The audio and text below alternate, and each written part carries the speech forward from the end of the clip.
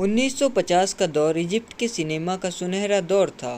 Cinema तेज़ी से बदल रहा था और इस बदलाव का कारण कोई हीरो या फिल्म मेकर नहीं, एक एक्ट्रेस थी। नाम था फ़ातेन हमामा।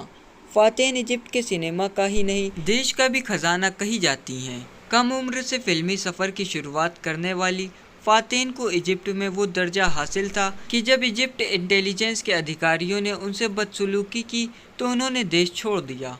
फ़ातेन को फिर इजिप्ट लाने के लिए वहाँ के राष्ट्रपति ने लोगों को उन्हें मनाने भेजा था। फ़ातेन ने 3 शादियाँ की, 2 बार तलाक हुआ। दूसरे पति ने उनके लिए अपना धर्म बदलकर इस्लाम कबूल कर लिया, लेकिन जब उसी पति को हॉलीवुड की फिल्में मिलने लगी और उसने इजिप्ट छोड़ अमेरिका बसने का दबाव बनाया तो फ़ातेन ने उसे तलाक दे दिया। फ़ातेन ने पूरी ज़िंदगी स्टारडम देखा, पहले सिनेमा में, फिर टीवी में। उनके निधन पर इजिप्ट में 2 दिन का राजकीय शोक घोषित किया गया था। 27 मई 1931 को फ़ातेन हमामा का जन्म इजिप्ट के मंसौरा शहर के एक गरीब परिवार में हुआ था।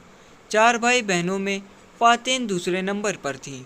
जब फ़ातेन 6 साल की थी तो वो अपने पिता के साथ एक थिएटर में फिल्म देखने पहुंची। फिल्म खत्म होते ही जब हर कोई तालियां बजाने लगा तो नन्ही फ़ातेन को लगा कि सब उनके लिए तालियां बजा रहे हैं। बस यहीं उन्होंने हीरोइन बनने का सपना देख लिया। पिता ने उनका जज्बा समझते हुए एक चिल्ड्रन ब्यूटी कॉन्टेस्ट में उन्हें हिस्सा दिलवाया और फ़ातेन ने उसमें जीत हासिल की। फ़ातेन का एक्टिंग के लिए जुनून देखकर उनके पिता ने उनकी कुछ खूबसूरत तस्वीरें इजिप्ट सिनेमा के डायरेक्टर मोहम्मद करीम को भेज दी, जो उस समय अपनी एक फिल्म के लिए एक छोटी बच्ची की तलाश में थे। फ़ातेन की तस्वीरें मिलते ही डायरेक्टर की तलाश खत्म हो गई। फ़ातेन का जब ऑडिशन लिया गया तो नन्ही बच्ची का अभिनय देखकर हर कोई दंग रह गया। 1939 की फिल्म यूम सेट से 8 साल की फ़ातेन ने इजिप्ट सिनेमा में जगह बनाई। फ़ातेन की पहली ही फिल्म में उनका अभिनय इतना दमदार था कि डायरेक्टर ने उनके पिता के साथ उनका कॉन्ट्रैक्ट पक्का करवा लिया। फ़ातेन की बढ़ती पॉपुलैरिटी के साथ ही घर के आर्थिक हालात भी सुधरने लगे। कुछ सालों बाद 1946 में उन्होंने राजधानी काहिरा के इंस्टीट्यूट से एक्टिंग की प्रोफेशनल ट्रेनिंग ली। जब फ़ातेन 15 साल की हुई तो उन्हें इजिप्ट सिनेमा के मशहूर डायरेक्टर यूसुफ वहाबी ने फिल्म मलक अल रहमा में हीरोइन बनने का ऑफ़र दिया। बतौर लीड पहली फिल्म से ही फ़ातेन हमामा इजिप्ट सिनेमा में पॉपुलर हो गईं। उनकी फिल्में लगातार हिट होती गईं और वो इजिप्ट की स्टार बनी।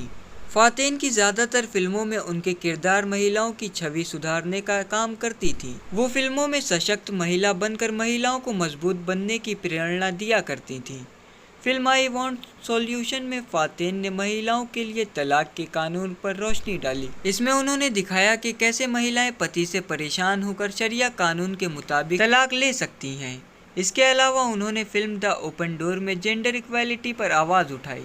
फिल्म उरिदू हलान में इजिप्ट के शादी और तलाक के कानून पर सवाल उठाया और मिस फातिमा में महिलाओं के एम्प्लॉयमेंट राइट पर चर्चा छेड़ी। इन रोल्स के लिए उन्हें मोरक्को के इंटरनेशनल फिल्म फेस्टिवल में सम्मानित भी किया गया था। जब 1952 में इजिप्ट में राजशाही खत्म कर गणतंत्र लाने की लड़ाई शुरू हुई तो इस क्रांति की फ़ातेन हमामा भी बड़ी समर्थक बनी। कुछ समय बाद उन्होंने अपना विचार बदल लिया तो खुफिया एजेंसी उन पर समर्थन करने का दबाव बनाते हुए उन्हें परेशान करने लगी। जब उन्होंने ऐसा करने से इनकार कर दिया तो उनकी यात्राओं पर पाबंदी लगा दी गई। उन्हें कई फिल्म फेस्टिवल में जाने से रोक दिया गया। विवाद बढ़ने लगे और इंटेलिजेंस ऑफिसर उनका हैरेसमेंट करने लगे।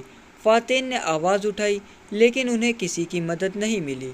नाराज़ होकर फ़ातेन हमामा और उनके पति उमर शरीफ ने देश छोड़ दिया और पेरिस जाकर बस गए। जब ये मामला इजिप्ट के राष्ट्रपति गमल अब्देल नासिर के पास पहुंचा तो उन्हें मनाकर वापस लाने के लिए उन्होंने इजिप्ट के फेमस राइटर, जर्नलिस्ट और फ़ातेन के दोस्तों से मदद मांगी। कई लोग फ़ातेन को मनाने जाते थे लेकिन उन्होंने वापस आने से साफ इनकार कर दिया। इसी दौरान राष्ट्रपति ने उन्हें इजिप्ट का नेशनल खजाना कहा था। फ़ातेन ने इजिप्ट लौटने से इनकार कर दिया, लेकिन जब 1970 में राष्ट्रपति की मौत हुई तो उन्होंने जिद छोड़ दी और 1971 में वो वापस आ गई।